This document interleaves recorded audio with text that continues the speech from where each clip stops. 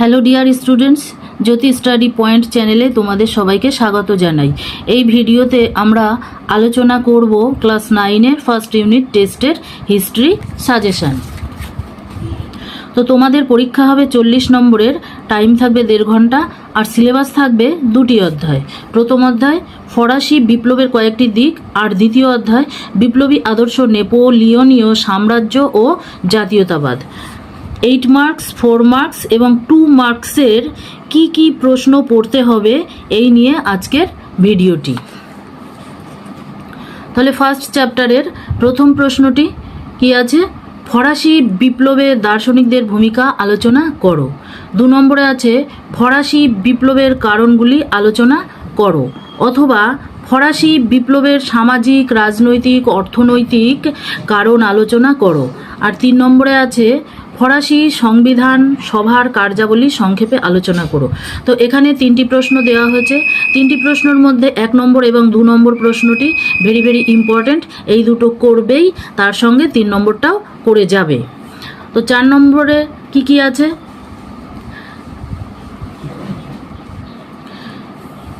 4 মার্কসের প্রশ্ন আছে। 1 নম্বরে বিপ্লবের পূর্বে ফ্রান্সের সামাজিক অবস্থা কেমন ছিল। 2 নম্বরে বিপ্লবের পূর্বে ফ্রান্সের কর ব্যবস্থার পরিচয় দাও। 3 নম্বরে ফরাসি বিপ্লবের পশ্চাতে নারীদের ভূমিকা আলোচনা করো। 4 নম্বরে আছে টিকা। টেনিস কোর্টের শপথ, সন্ত্রাসের রাজত্ব, মানুষ ও নাগরিকদের অধিকার, বাস্তিল দুর্গের পতন। 5 নম্বরে আছে ফ্রান্সকে ভ্রান্ত অর্থনীতির জাদুঘর বলা হয় কেন।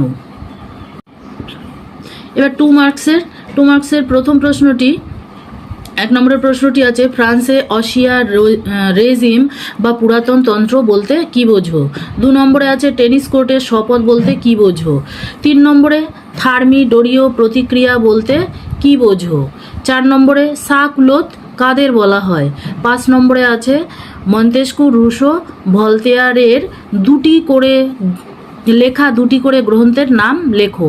6 নম্বরে আছে বাস্তিল দুর্গ সম্পর্কে কি জানো। 7 নম্বরে পাদুয়ার ঘোষণা কি। 8 নম্বরের প্রশ্নটি সিভিল কনস্টিটিউশন অফ দ্য ক্লাজি কি। 7 নম্বরে পিলনিৎজের ঘোষণা কি। 10-এর দাগের প্রশ্নটি আছে সেপ্টেম্বরের হত্যাকাণ্ড কি। 11 নম্বরে আছে জ্যাকোবিন কারা, এই দলের কয়েকজন নেতার নাম লেখো। 12 নম্বরে আছে কন্ট্রাক্ট অফ পয়সি বলতে কি বোঝো। তো এখানে প্রত্যেকটি প্রশ্ন খুব ভালোভাবে করে নেবে, আর স্কুল থেকে যে সাজেশান পাবে সেই সাজেশানটি আগে পড়বে, কারণ স্কুলের স্যার ম্যাডাম যে সাজেশানটা দিয়েছেন সেই সাজেশান থেকেই তারা কোশ্চেন করবেন, আর এই সাজেশান আর স্কুলের সাজেশান মিলিয়ে তোমরা তৈরি করে রেখো।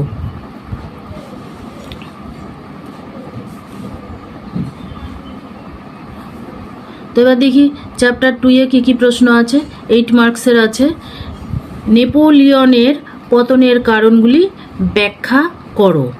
2 নম্বরে আছে নেপোলিয়নের বিভিন্ন সংস্কারগুলি উল্লেখ করো। 3 নম্বরে আছে নেপোলিয়নের রাশিয়া অভিযান সম্পর্কে লেখো, এই অভিযান কেন ব্যর্থ হয়েছিল। 3 নম্বরের প্রশ্নটি নেপোলিয়নের রাশিয়া না দিয়ে মস্কো দিয়ে দিতে পারে, তো একই উত্তর হবে।